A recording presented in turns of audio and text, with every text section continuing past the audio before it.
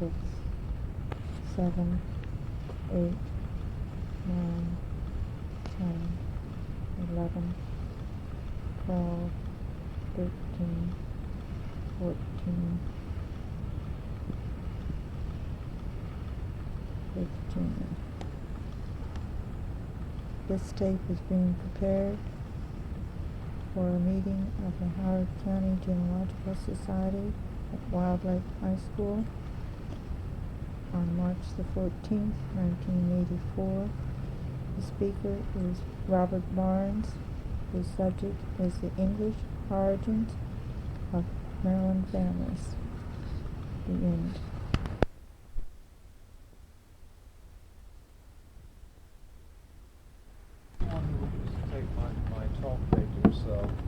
But I would like to ask, if you ever make a typed transcript of it, I wish you would send me a copy so that I can edit it.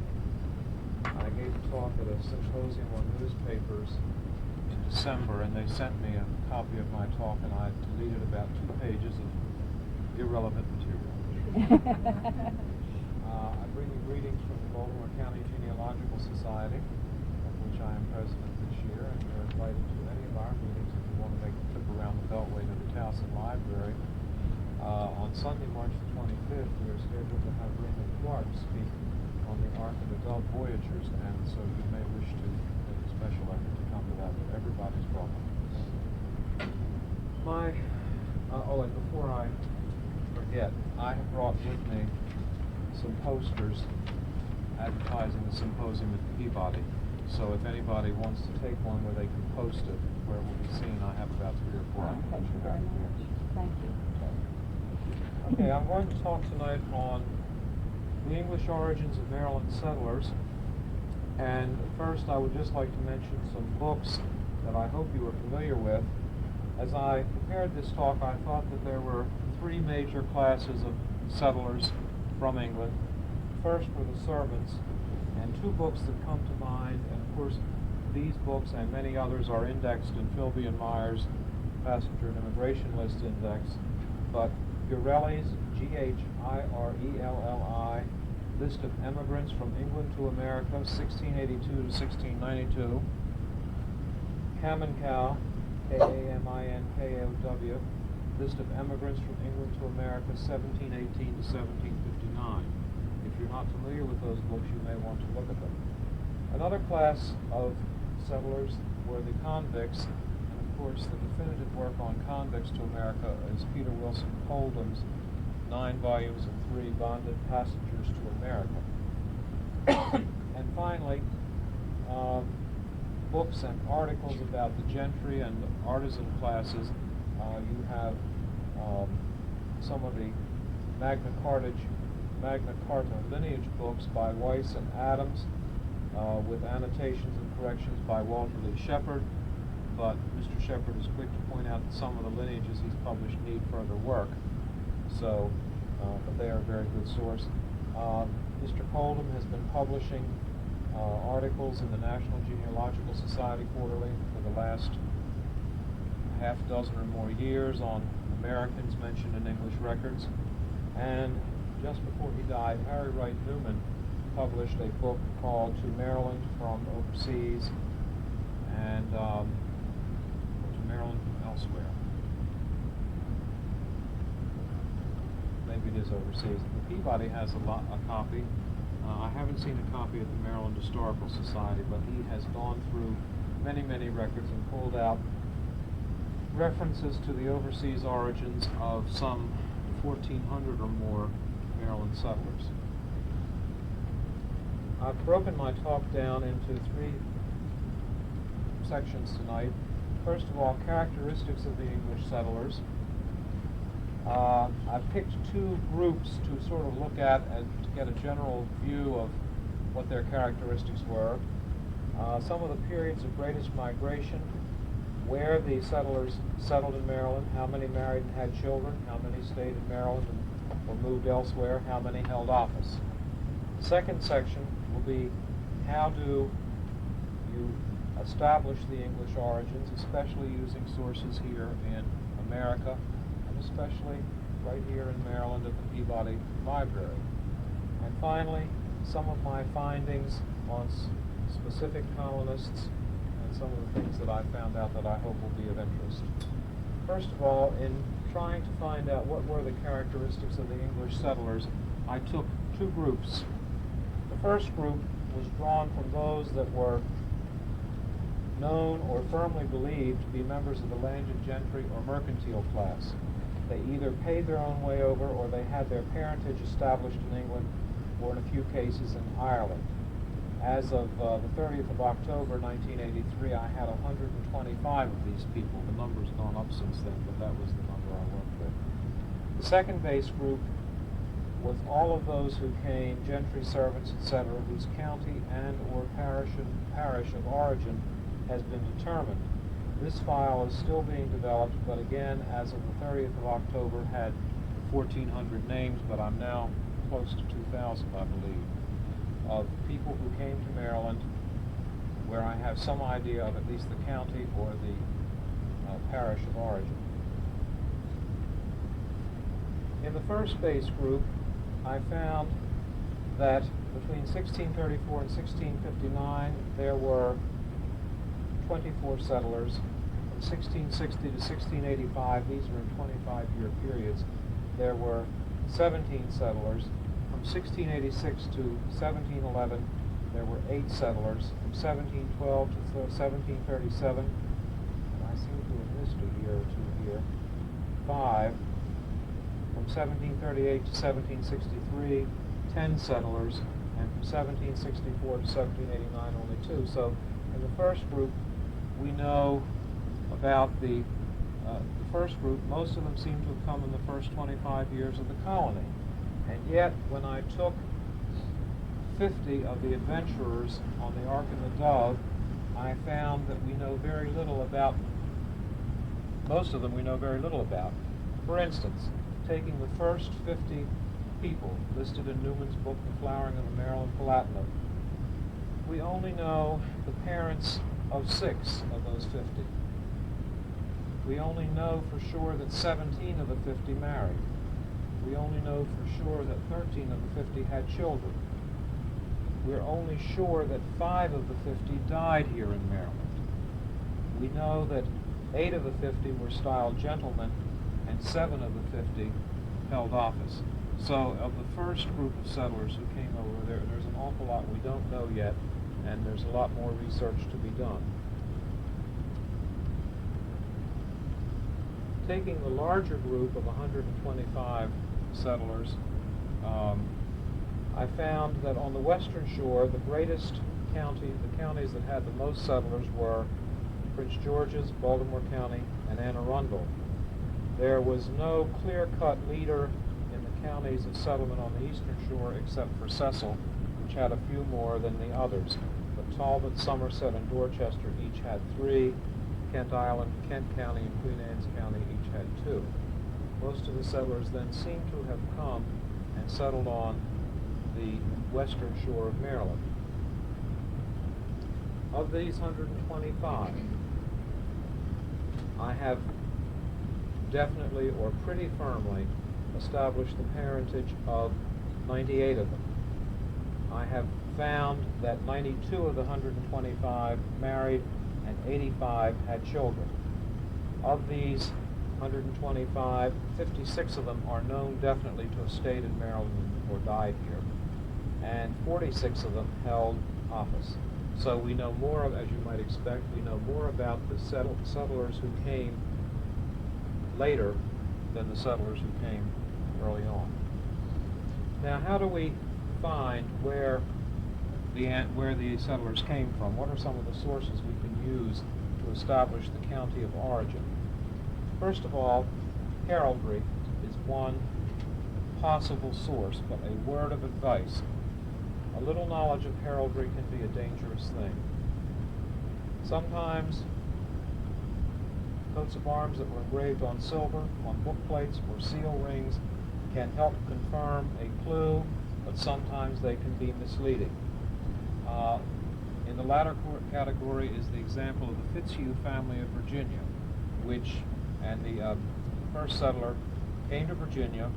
He belonged to an armigerous family in England, and he wrote back to England and said to his brother, send me a seal ring so I can stamp my documents with it. The brother went down to the local jewelers, or perhaps he wrote to the Sanson Institute of Heraldry in 1700 or whatever, or the lady out in Bath, Ohio, and got a coat of arms on a seal ring that belonged to a Fitzhugh family, but it was the wrong coat of arms. And for generations, the Fitzhughs in Virginia have used the wrong coat of arms on their seals, on their book plates, on their china, on their tombstones, and yet when you investigate the English origins of the family, you find that they're entitled to a totally different coat of arms. On the other hand, there was a lady named Alicia Arnold who came to Maryland with her husband John Ross. I'll be referring to her throughout my talk because I sort of got interested in her. She's the ancestress of Francis Scott Key, and I believe also Francis Scott Key Fitzgerald. At any rate, McHenry Howard wrote an article in the Maryland Historical Magazine back in 1914 describing some silver candlesticks which she is alleged to have brought over. On the candlesticks was a shield with the Ross coat of arms, which would have been her husband's shield. In the middle of this shield was a smaller shield depicting the arms of two other families, the Arnold family on one side of the shield and the Knipe family, K-N-I-P-E, on the other side. And the rules of heraldry would say that a man named Ross married a woman named Arnold whose mother was a Knipe. And sure enough, Anne, Alicia Arnold's mother, was a Knipe, and if I've got my chart here so I can be sure of the names, ask you to bear with me for a minute. Alicia Arnold was the daughter of Michael Arnold Jr. and Anne Knipe, whose father was a prebendary of Westminster Abbey. So heraldry in that case did prove to be a valuable clue, or not for myself, because the other people had already done it, but it did point the way to her English origins. Sometimes lists of indentured servants will give the parish and age of the servant being transported. And in Cameron Cow's list of immigrants to America, and he has close to 3,000 servants in that book, I found Anthony Chamness, who came to Maryland, was found as being transported in 1724 from Whitechapel, Middlesex, age 15. In the 1730s, Anthony Chamness in Baltimore County married a member of the Cole family, and then I believe he and his wife went to Kentucky and had a large family. So anybody who is interested in the Chamness family, we now know his age, his approximate birth date, and the parish in England where he came from. Parish registers in this country and in Maryland can also provide clues. For instance, when Reverend Thomas Chase married his second wife in the 1760s, they were married in Westminster Parish in Anne Arundel County, but he was rector of St. Paul's in Baltimore County, and St. Paul's Parish Register states that his wife was the daughter of Thomas Birch, chirurgeon and man midwife in the town of Warwick, Great Britain. The same parish contains the marriage notice of John Day to Mary Evans, and states that he was the son of Stephen Day of Bacon Fields in Buckinghamshire. Actually, I believe this is Beacon Fields, and if you know English history, you know that Benjamin Disraeli was made the Earl of Beaconsfield at a later time, so this is where John Day came from. In St. John's Parish in Prince George's County, there's the marriage of Francis Tolson, son of Henry Tolson of Woodhall, Bright Church Parish, County Cumberland, to Mary Clark in 1707. And this entry helped Nettie Leach Majors write an article on Francis Tolson's ancestry in a recent issue of the Bulletin of the Maryland Genealogical Society. I've already mentioned McHenry Howard's article. It was called Some Old English Letters, and it contains annotated copies of letters from England sent to Maryland in the early 18th century. These letters and other sources give valuable data on the ancestry of Alicia Arnold, and I began to investigate the paternal side of Alicia Arnold. Everybody had gone after her maternal side, so I looked at her paternal side, and I found that she was the daughter of Michael Arnold Jr., who was the son of another Michael Arnold, and the entry in McHenry Howard's article says that the elder Michael Arnold was a brewer who stood out for a day against 11 other jurymen in the famous Bishop's cases of 1688. Now, I don't know what the Bishop's case was about, but Michael Arnold is alleged to have said to his fellow jurors, if I vote one way, I will brew no more for the king, and if I vote the other way, I won't brew any more for anybody else. Now, I don't know who was taking what side, but it does show the dilemma that he faced as a member of the jury. Another Marylander, at least he was here for a while, that I've gotten interested in is Jasper Godby. Jasper Godby was sentenced to transportation in the colonies at the session of jail delivery in January 1746, September 1747. That's in Peter Wilson Coldham's book, Bonded Passengers, the volume on London. He came over to Maryland, and he served his time for someone in Baltimore County, and in 1756 he wrote a letter back to his father, Jasper Godby Sr., of Old Street Square, and he sent his love to his brother William and William's wife, and he hoped his brother Edward had been taken to God, by God to himself. I guess Edward had been very sick, and he said, "Forgive me for not coming home. I am living with my former master." Now that was one of a series of letters that Peter Wilson Coldham found in the Public Record Office. It was a mail bag of letters from Maryland to England that evidently never got delivered. And Coldham sent them to Georgie Lee Russell, and Georgie Lee Russell asked me to annotate them. So Jasper Godby stuck in my mind. I found that he married Anne Boswell in May 1755 in St. John's Parish, Baltimore County.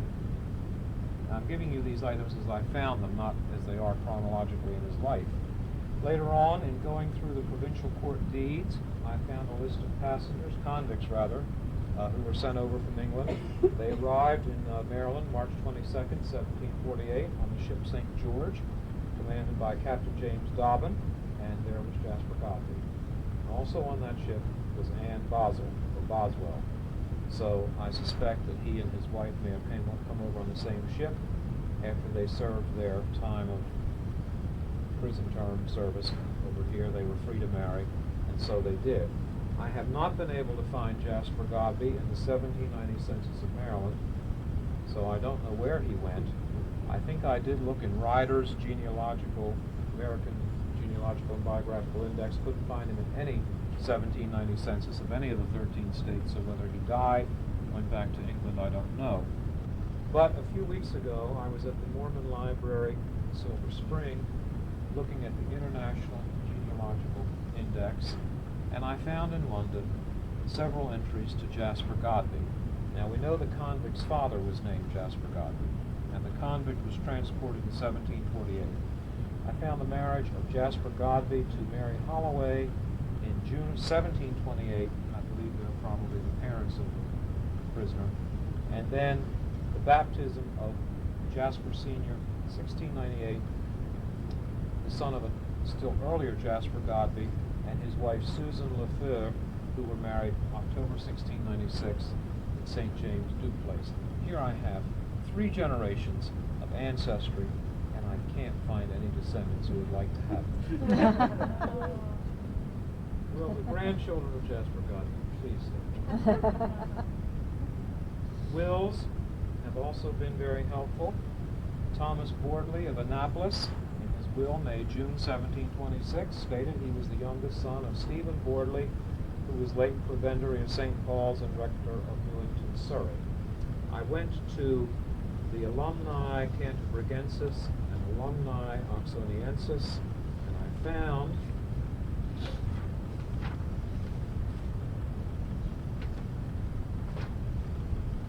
that Thomas Bordley and his brother Stephen came to Maryland, and Thomas was the son of Reverend Stephen Bordley, who was born 1635 at Tunstall in Lancashire. And looking again at the Alumni Cantabrigensis.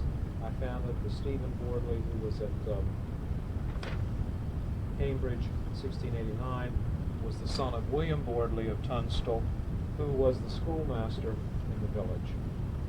And he married a Susan Smithies, and unfortunately you can't find where William Bordley came from. Although he was a schoolmaster, he's not listed in Oxford or Cambridge, so I don't know whether he had a college degree.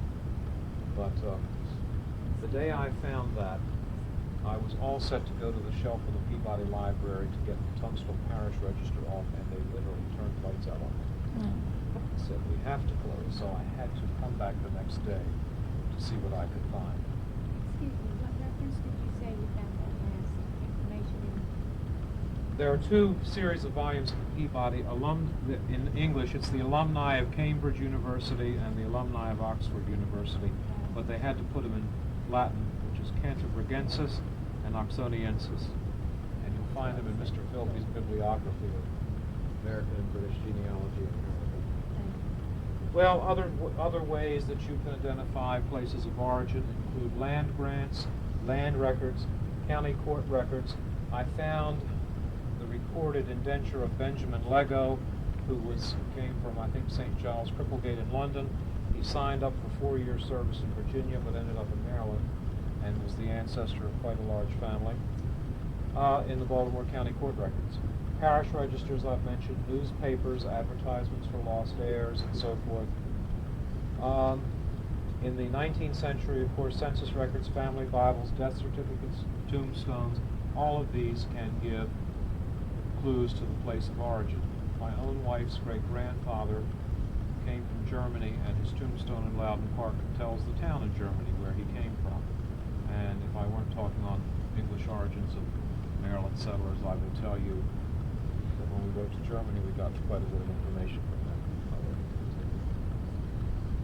Now, once you have determined the county and parish of origin of the immigrant ancestor, you have several options.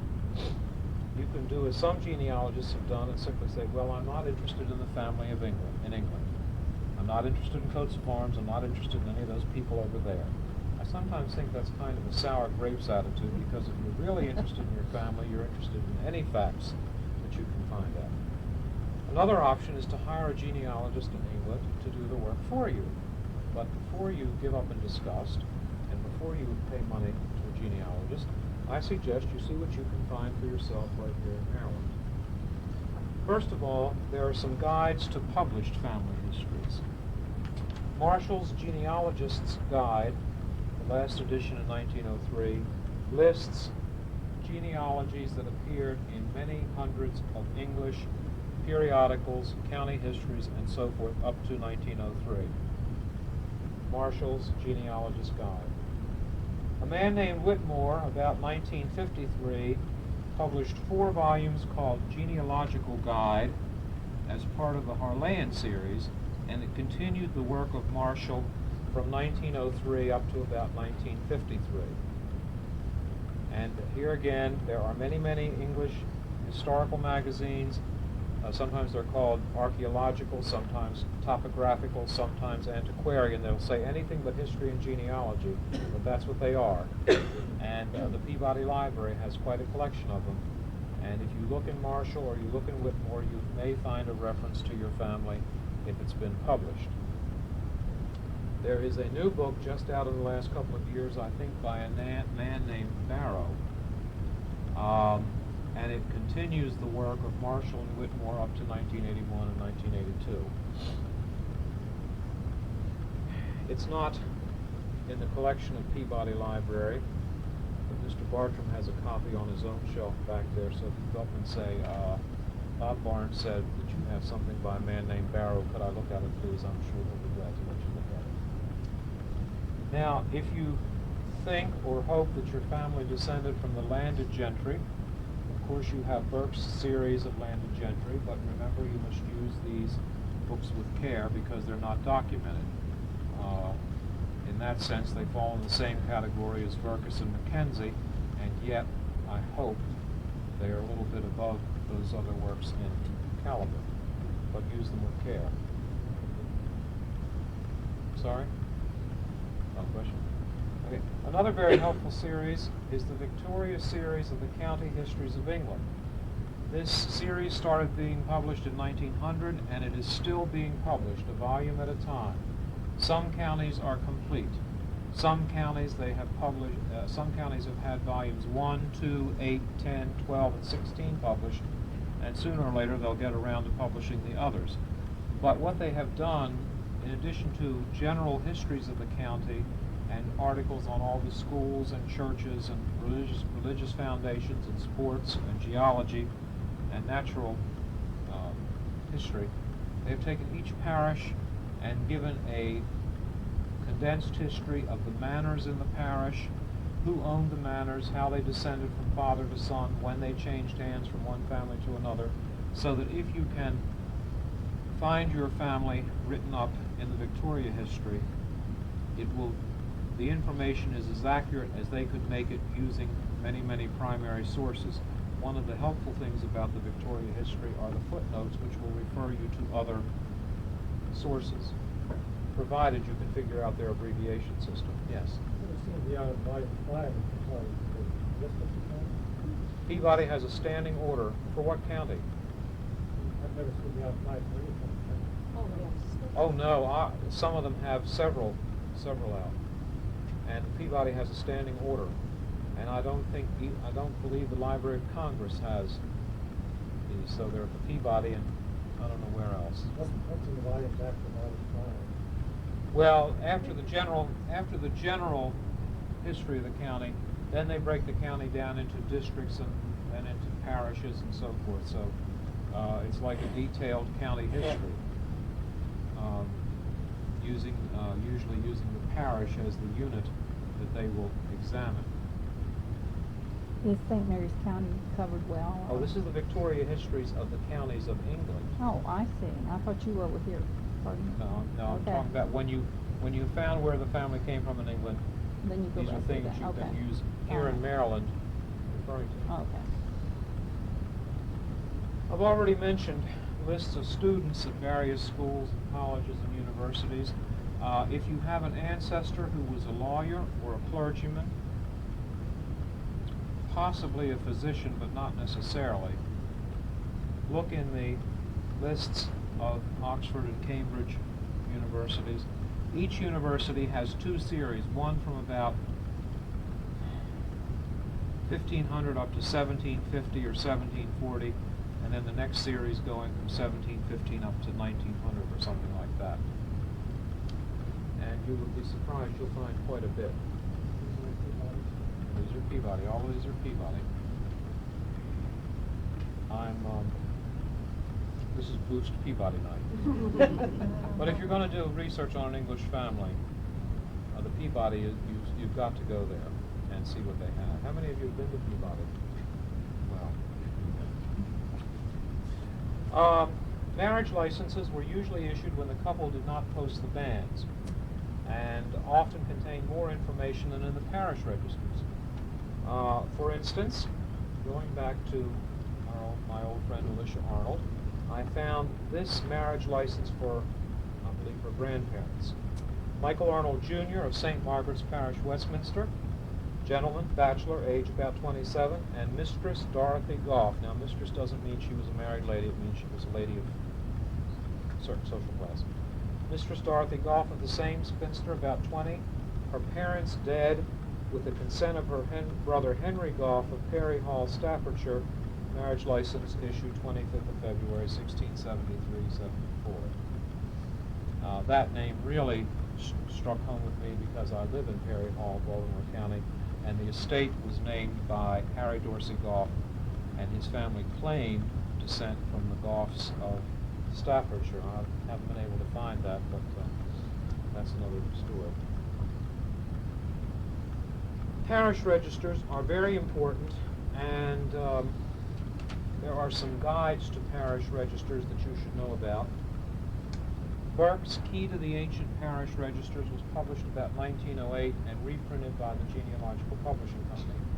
It lists all the parishes of England by name, then the name of the county they're in, when the earliest entry in the parish register is, and whether the parish register had been published as of 1908.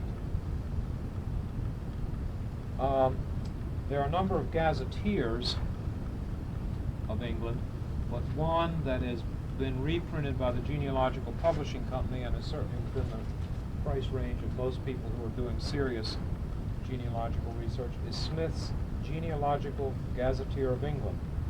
And here he lists the parishes by name, what county they're in, the date of the earliest entry, what large town they are near, what the population was in 1831, and if there are any nonconformist chapels in the parish, such as Methodist, Presbyterian, Baptist, Quaker, Roman Catholic, whatever. I've had some good luck, and I'll give some examples in a few minutes, going to the land grants in Maryland, and where I see one that looks like it might be an English place name, looking it up in Smith, and sometimes there is one parish with that name in England, and then I know, well, that's the place I want to check. Sometimes I'll find there are 10 parishes in different counties, and then it's a little more difficult.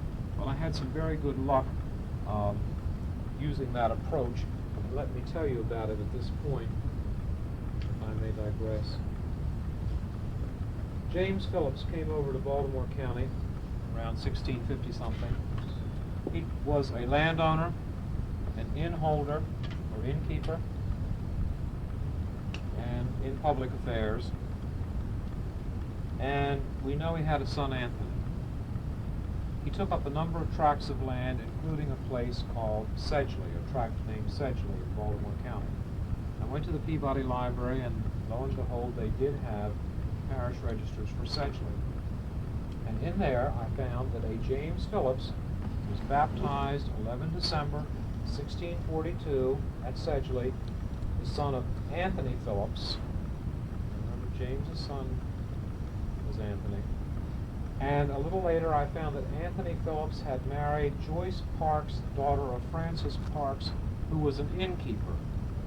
Now, I don't say that James Phillips, who came to Maryland, deliberately set out to follow in his grandfather's footsteps as an innkeeper, but it was a way of life that he was familiar with, or could have been familiar with. And so the fact that he had a son, son Anthony, and his father would have been Anthony, he named a tract of land Sedgley after the place where this James Phillips was born, and the fact that he was an innkeeper and his grandfather was an innkeeper certainly presents very strong evidence that this is the origin of James Phillips.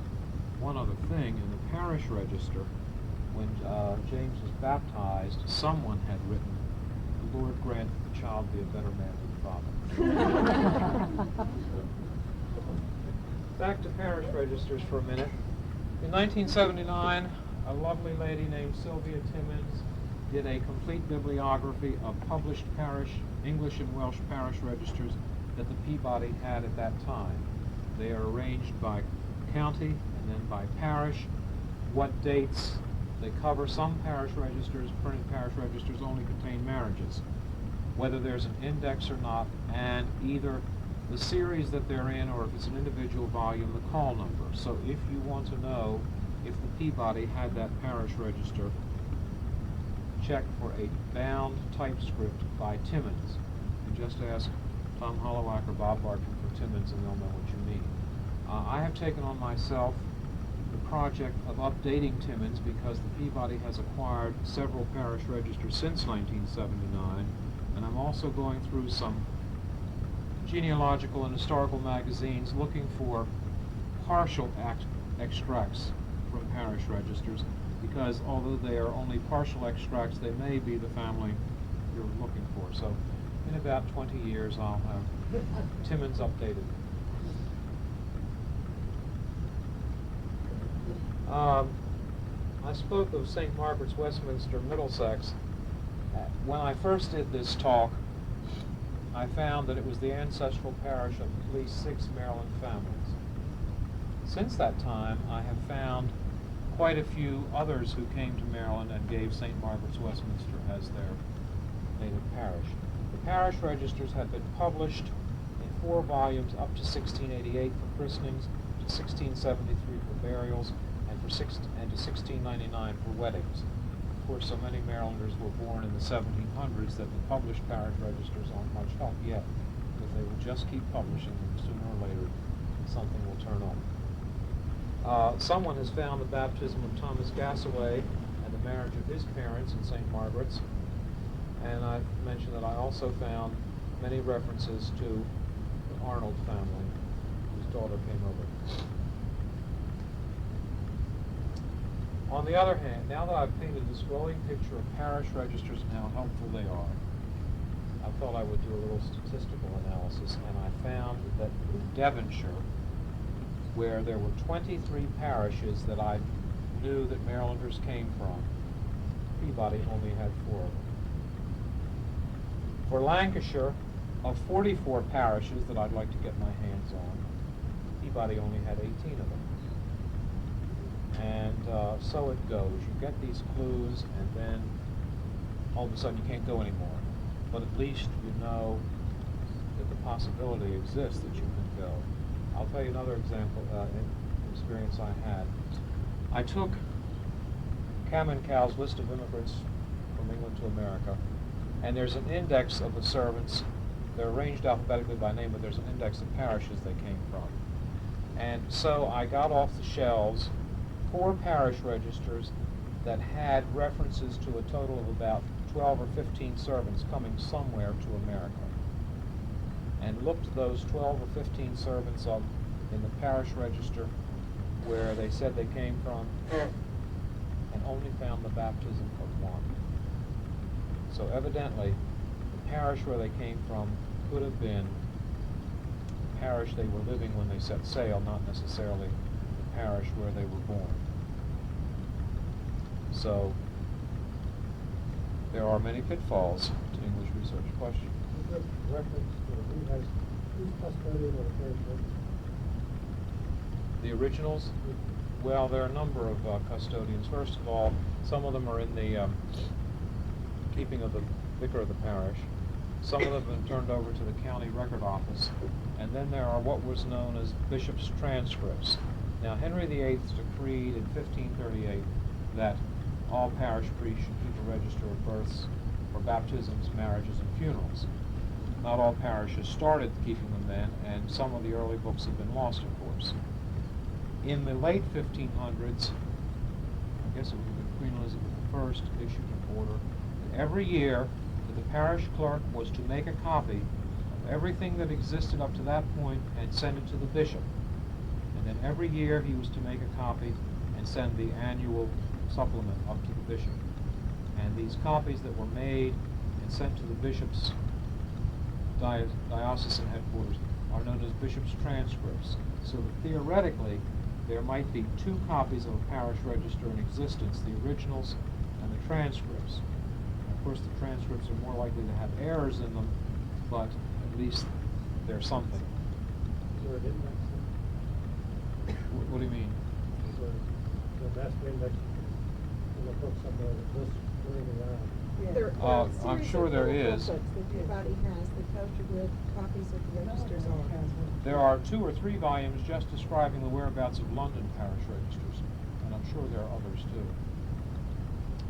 But if it's been published, the chances, there's a good chance that Peabody has them, because if it's a part of the Harleian Society's parish register series, the Peabody has a standing order for those. And some of the other county parish register societies, just Peabody has a standing order.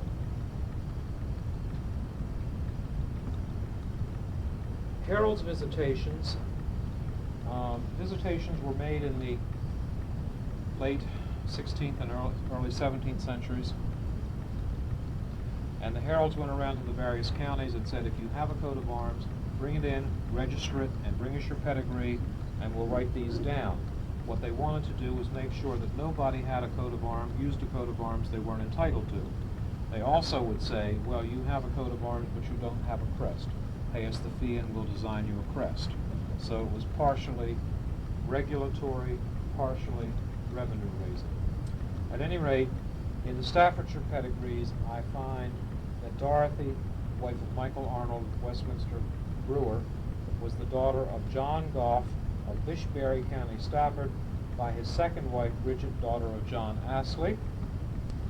And Michael Arnold the brewer, the one who stood out against the jury for so many days, was described as the son of Major Arnold, a Parliament man from Westminster. Now, I don't know whether Parliament means he was a member of Parliament or he was one of the Roundheads in the English Civil War. But more clues keep coming in slowly. Let me tell you what I found. How much time do I have? You're doing fine. I made a series of maps. I saw some tape up here.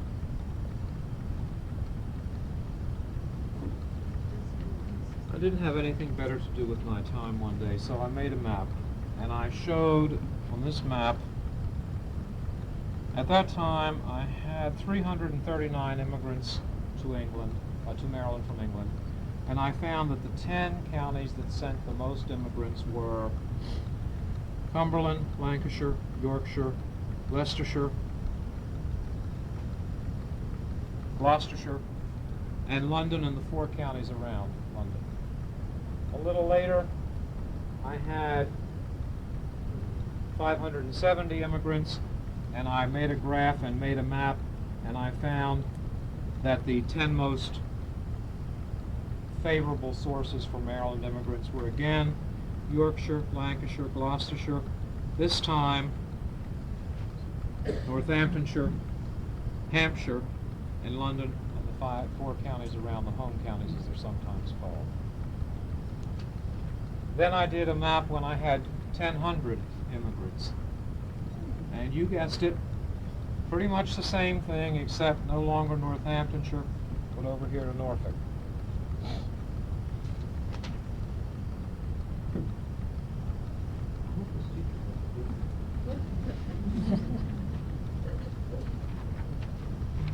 The 4th map, this is when I had 2,800 immigrants. Oh no, I'm sorry. This is a map of New England immigrants done by Banks from his Topographical Dictionary of New England Settlers.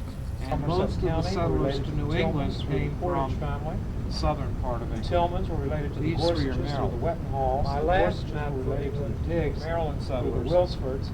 The Diggs were related to the Codds through the Kemps. Oh, I know. And the Codds were related to the Fleets through the Kemps. That's Topographical Dictionary of the Settlers.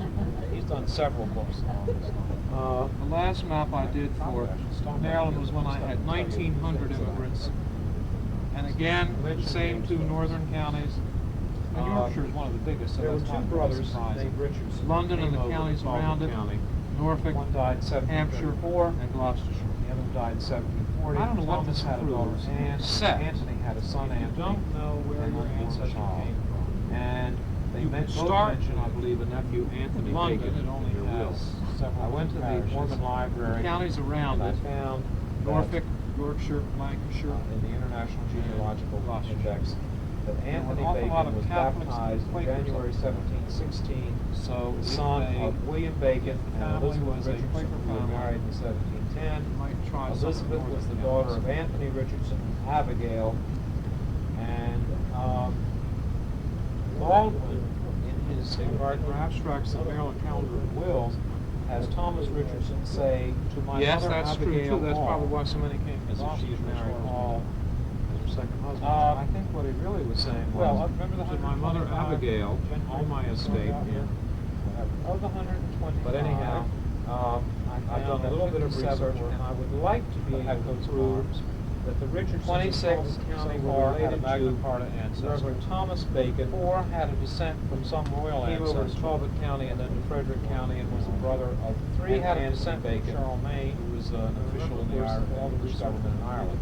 But I haven't been able to piece that together yet. Although this is the county where the ancestor was found, many of them had ancestry. Another example, many counties. Here again, Arnold Ross, example of place name pointing the way to English origins. Thomas Craddock was the rector of St. Thomas Parish in Baltimore County. In Hampshire, State, Trentham, Essex, Sussex, in in Baltimore County. And in the Charles Parish Registers in Staffordshire, I found quite a bit of information on the Craddocks and the Taylors and so forth.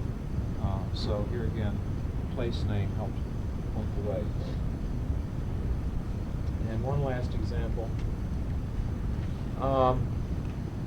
Pope Alby and his brother Joseph came over to St. Mary's County in the 1640s or 1650s. Harry Wright Newman, in his book To Maryland from Overseas, said that the Albys named one of their tracts of land Notting, and that Notting was a parish in Bedfordshire. So I went to the Peabody, and there was the Notting Parish Register, and there I found the baptism of Pope Alby in 1631 to an earlier Pope Alby and his wife Mary Archdahl. I couldn't find Pope's father, senior Pope Alby's father. However, there was an earlier Alby family who was the rector of Notting Parish in Bedfordshire, who married an Alice Archdahl and came to Notting Parish around 1593 because all of his children from 1593 to 1609 were baptized at Notting. Now, probably what happened, Reverend Arthur Alby was somewhere else, married, and had a son, Pope, and then came with his wife and young son down to Notting. I haven't been able to prove that, but there are two Archdale lines marrying into the Albys. And I also found this reference in the alumni of Oxford University.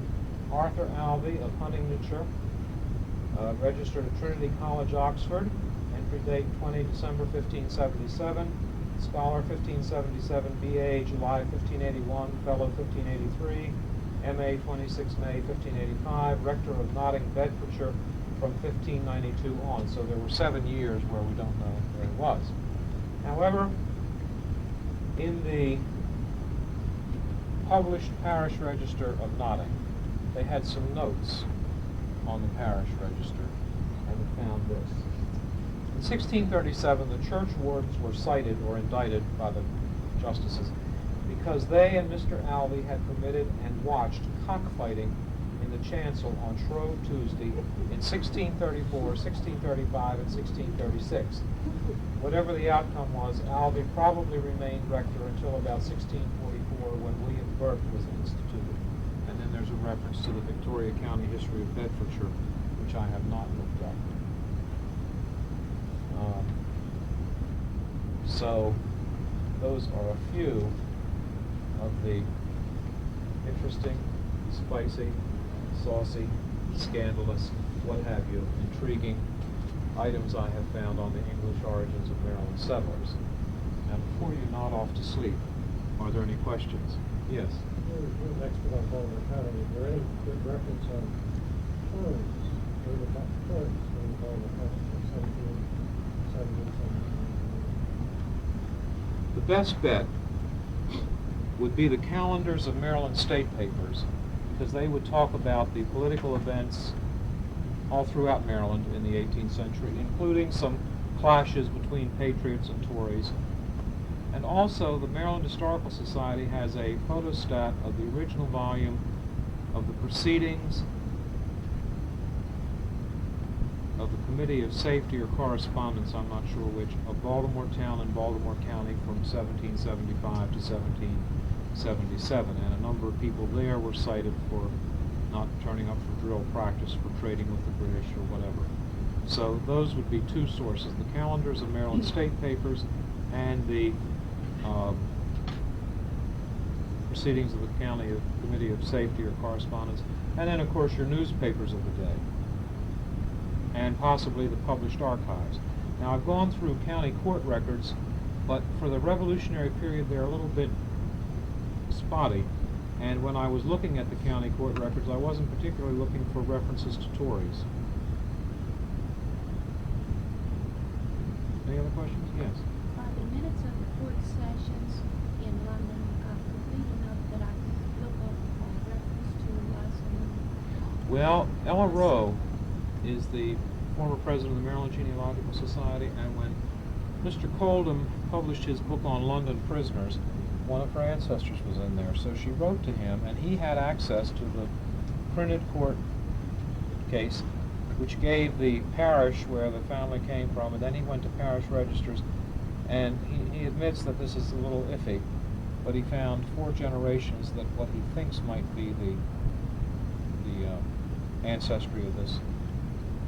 But I was curious why they were sent here. Oh, As in training. Holdham's book, some of the offenses are stealing a handkerchief, stealing 6 pounds of iron, and so forth. But the Mormons have some of the records. Oh, do they? I don't know. Some, but some of the years are missing, and I just wondered if there was a reason why they lost or burned. Oh, You know, I don't know. you've never been curious about. No, that. I've been to the Mormon Library 3 times. That is the one in Silver Spring. The first time was in 1977, and I know it was the date because I found my copy of Maryland Marriages in there, and I had autographed it for them and put the date. And then I've been back twice in the last couple of months because this International Genealogy Index is so helpful if you can't find anything anywhere else. Now, I haven't gotten to the point of ordering microfilms from Salt Lake City because I'm waiting till the library either at St. John's Lane opens or It is It is open. open. full service. Full service? That microfiche and, Yes. and how big is it? Tiny. Oh, it's better to go. But there aren't that many people yet. Yeah, but I'm taking 5 ladies over Monday, so I think we'll go to If you're not all using the same machines. Well, And they're nice new machines, that's. Yes. In Coleman's introduction to his bonded passenger, as well as the other first 2 volumes that he did, he has a list of court records that he cites. And sometimes he says that he has little notes whether they can actually be seen or whether they really are not there. And he just has references to them. So I would suggest that you read that introduction.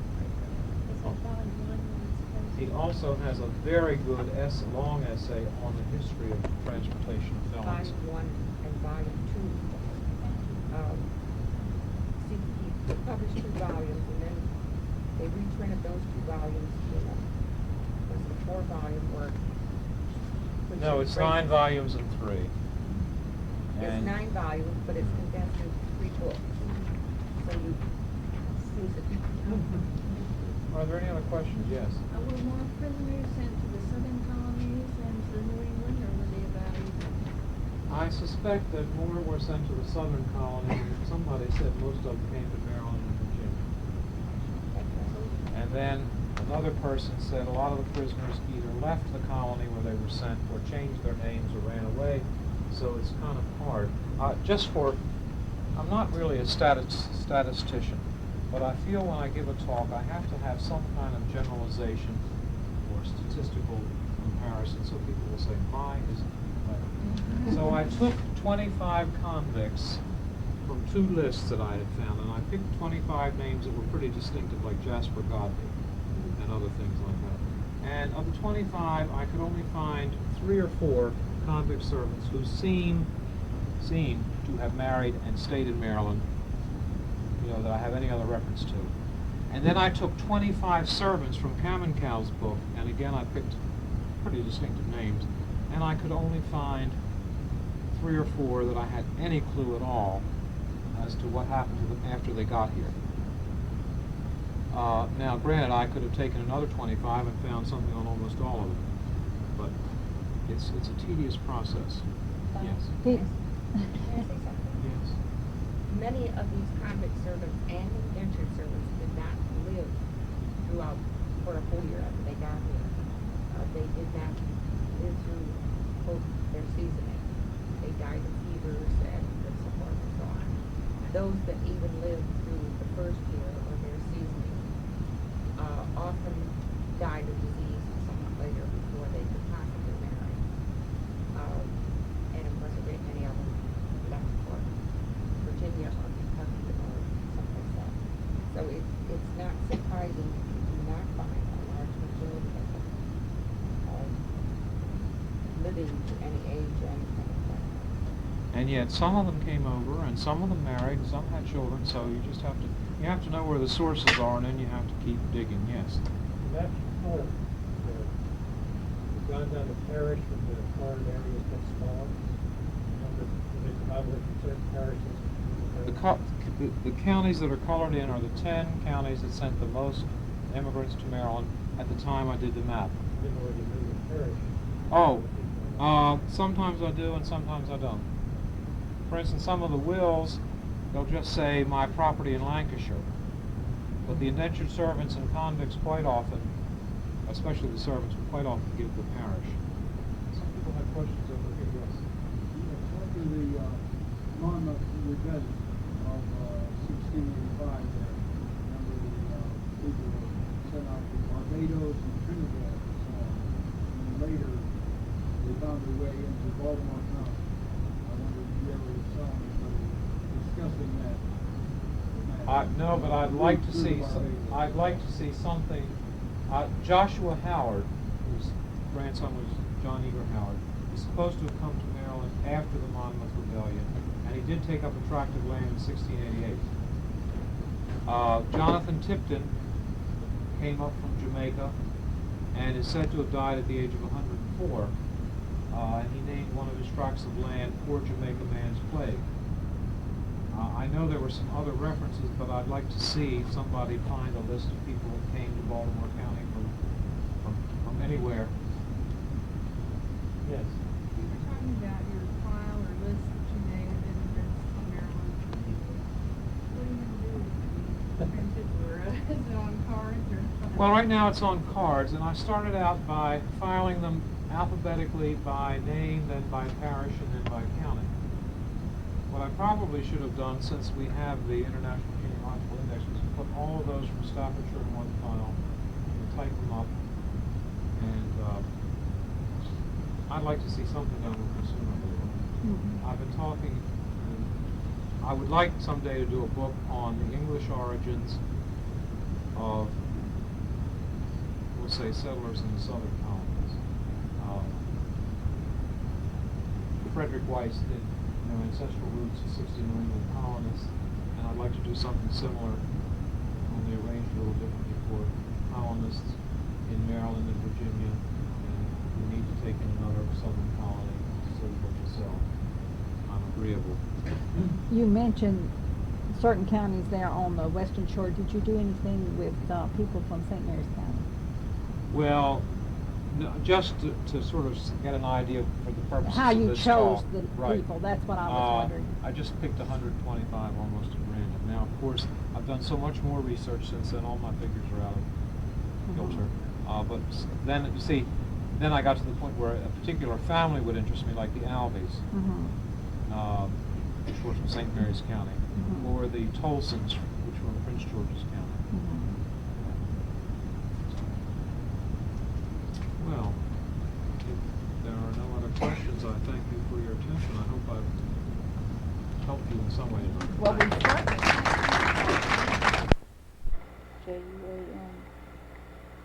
JUANBRUMMETT in Dallas.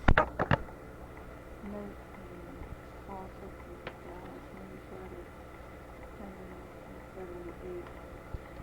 New research and enrollment of the Southwest Medical School also exists in our city. We understand the requirements are 6'1" for men and 5'8" for women, and must be a student of Southwest Medical School.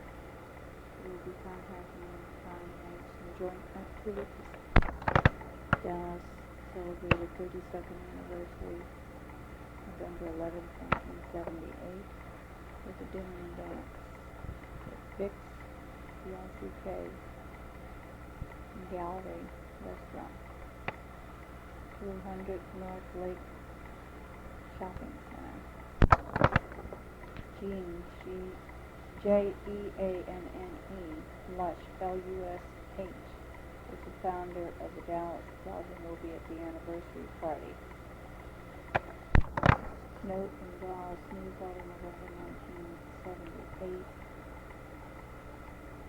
regarding Coastal Bend Club,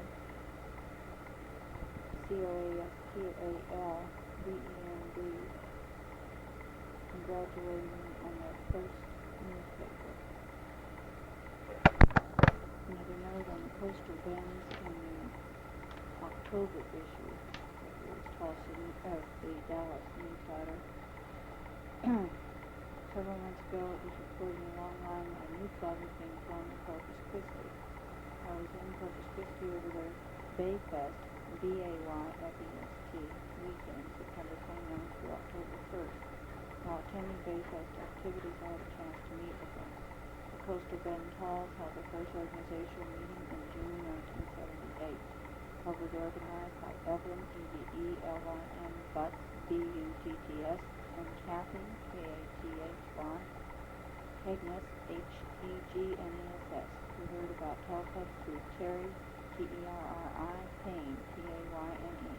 Since then, Evelyn, the acting secretary, has written letters to other tall clubs in the Southwest. Currently, they have 15 members and 17 prospects. This article was written by Steve Dodge, formerly of Minnesota. Dallas October 78 newsletter mentions that Austin had a newspaper and an ice cream social in September 1978. The historian of the California TikTokers in October 1978, they list Chris, K-R-I-S, Denzer, D-E-N-Z-E-R, California TikTokers historian Chris Denzer is Mrs.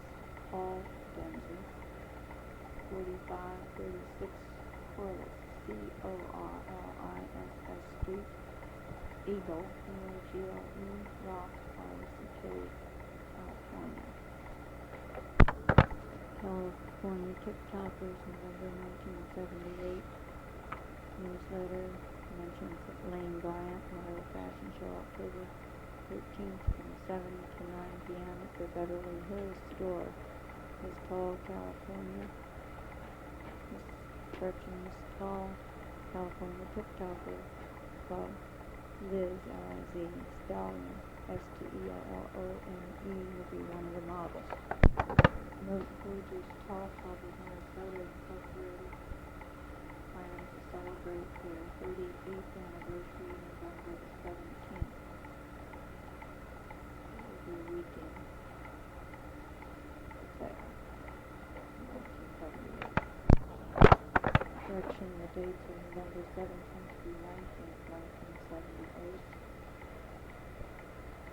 American Legion, West Hall, W-S-P-H-A-L, post number 251, 3600 France Avenue North, Robbinsdale, R-O-B-B-I-N-S-D-A-L-E, Minnesota. Higher Ups Tall Club, San Gabriel. Historian Van, D-A-N, O'Reilly, O-R-E-I-L-L-Y,